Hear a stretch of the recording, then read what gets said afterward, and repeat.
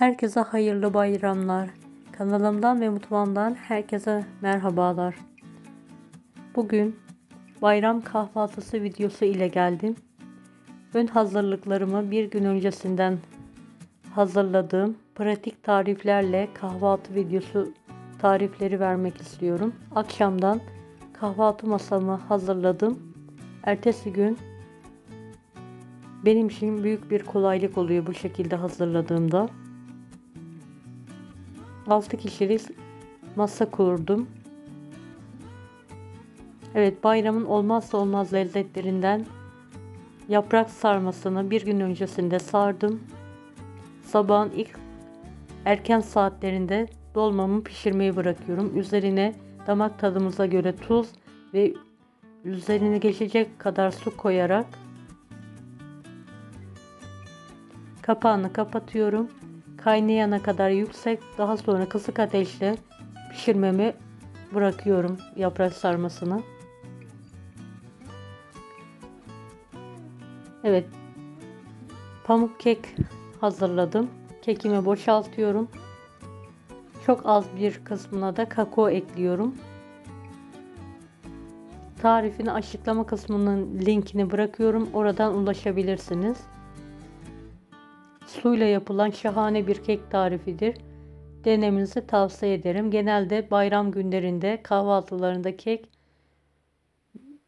şahane oluyor. Mutlaka yapıyorum ben.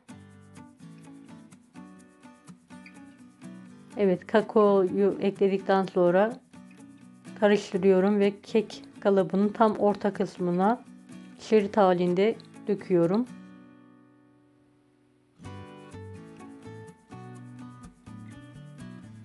Ve kekimi pişirmeye bırakıyorum. Önceden ısıttığım 170 dereceli fanlı fırında üzeri kızarana kadar pişirmeyi bırakıyorum. Yaklaşık 40-45 dakika kekim pişiyor.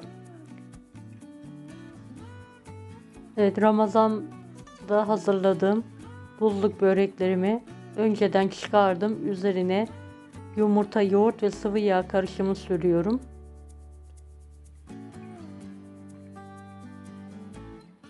Evet, bolca sosundan her böreği üzerine gelecek şekilde sürüyorum. Açıklama kısmına linkini ekliyorum. Böreğin tarifine oradan ulaşabilirsiniz.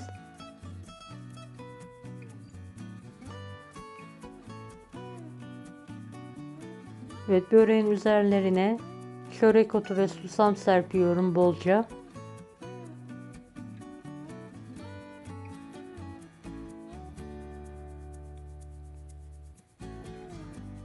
Videomu bu kısma kadar izlediyseniz yorum kısmına herhangi bir emoji bırakırsanız bana destek olmak için sevinirim.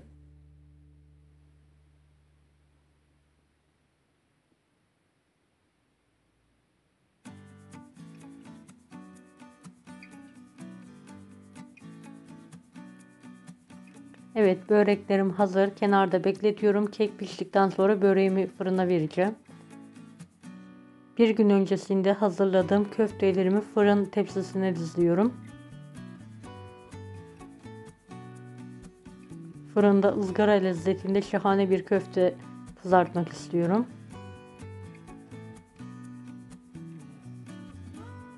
Evet, tüm köfteleri dizdikten sonra kalan boşluğa 2 adet patatesi soydum, yıkadım ve dilimliyorum.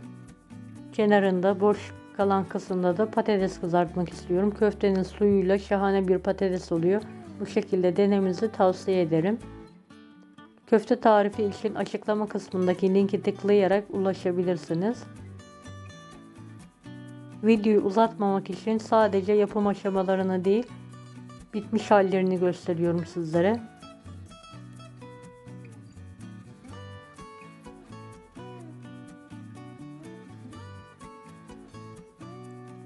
Evet, uzun uzun patateslerin hepsini doğruyorum.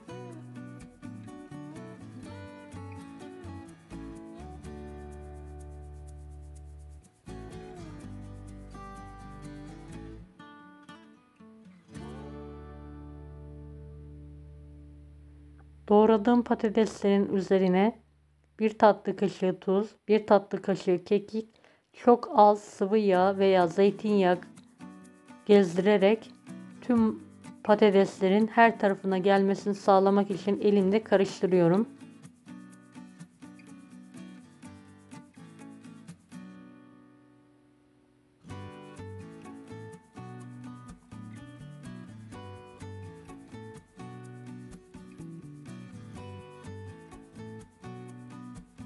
Evet, patates köftemiz de hazır. Kenarda bekletiyorum. Kek piştikten sonra börekle köfte patatesi fırına aynı anda vereceğim.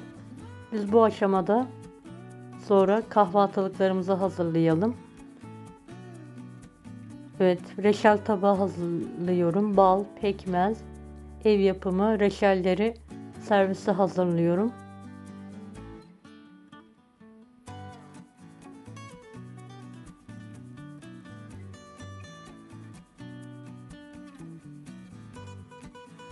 Peynir tabağı hazırlayalım.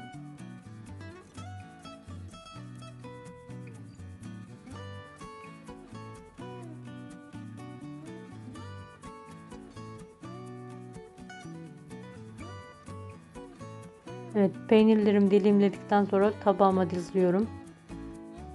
Boş kalan kısımlara da salatalık ve domates ekliyorum. Bir de taze nane. Kahvaltıda nane, maydanoz, dereotu yemeyi çok seviyoruz bu şekilde. Salata yapmadan direkt yıkayarak. Boş kalan kısmı da peynir kızartmak istiyorum.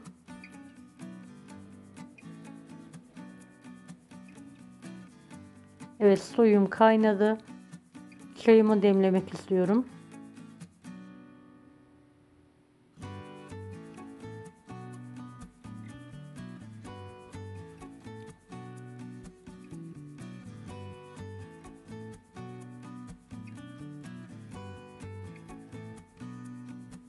Dolmamın suyu bitti.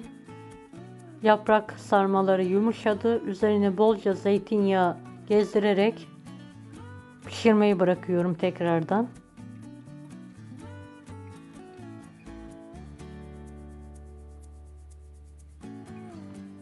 Pişen keki fırından çıkartıyorum. Börek ve köfte patatesi fırına koyarak pişirmeyi bırakıyorum.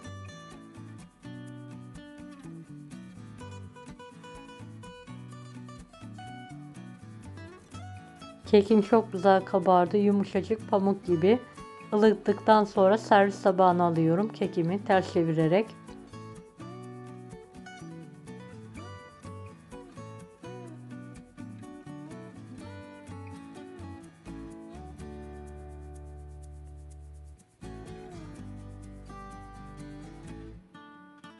Gördüğünüz gibi pamuk gibi yumuşacık kek oldu. Kekimi dilimleyerek işini göstermek istiyorum sizlere.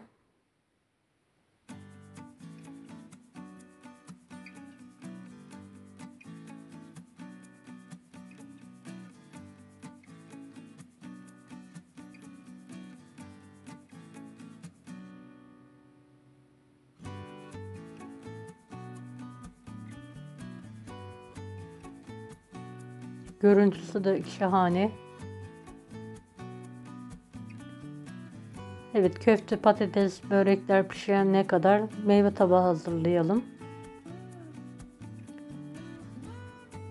Karpuz ve çilek tabağı hazırlıyorum. Karpuzlarımı dilimleyerek servis tabağına alıyorum.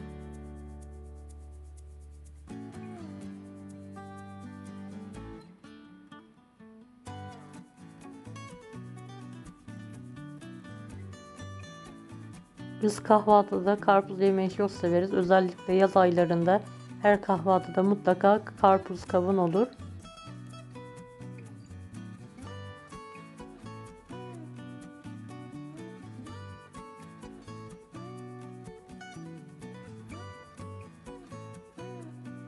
Evet, boş kalan kısma da yıkadığım çileklerimi koyuyorum ve meyve tabağım hazır.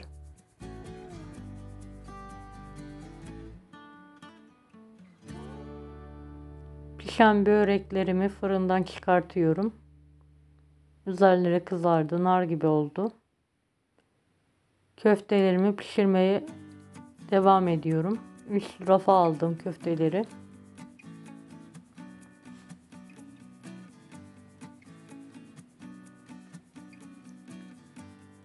Evet, bahçeden marul kopardım, yıkadım güzel gene ve salata yapmak istiyorum. Marullarımı doğrayarak servis tabağına alıyorum. Domates ve salata üzerine doğruyorum. Bol yeşillikli bir salata oldu, mis gibi. Evet, köftelerim pişti. Servis tabağına alıyorum. Fazla kurutmadan sulu kalacak şekilde.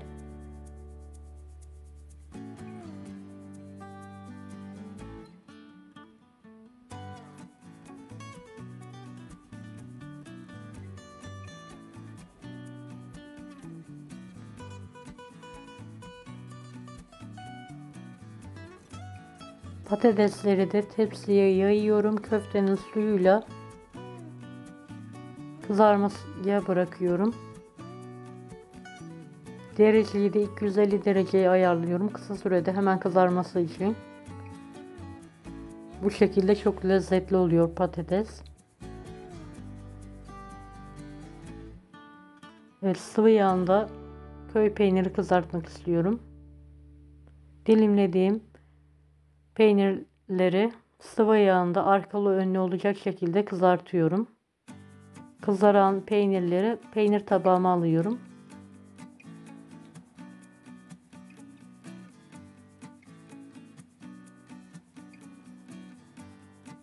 Evet, böreklerimi de servise hazırlıyorum.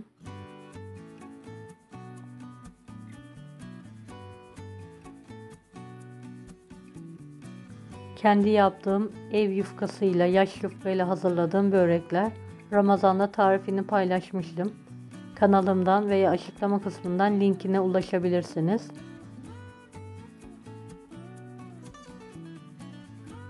Evet, sarmalarım da pişti. Servis tabağına alıyorum. Taze yapraktan sarma yaptım. Bir sonraki videoda tarifine ulaşabilirsiniz.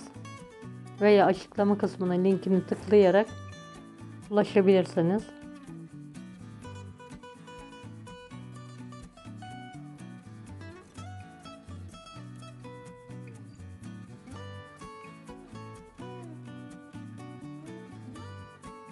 Patatesler kızardı. Servis tabağına alıyorum hemen. Hiç soğutmadan.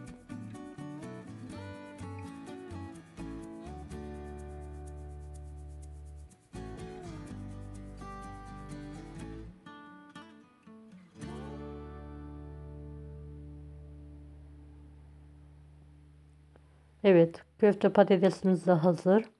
Bir gün öncesinde yapmış olduğum soğuk baklavamı da servise hazırlıyorum. Kahvaltı sonrasında çayın yanında ikram ettim. Lezzeti şahane. Kanalımdan tarifine ulaşabilirsiniz.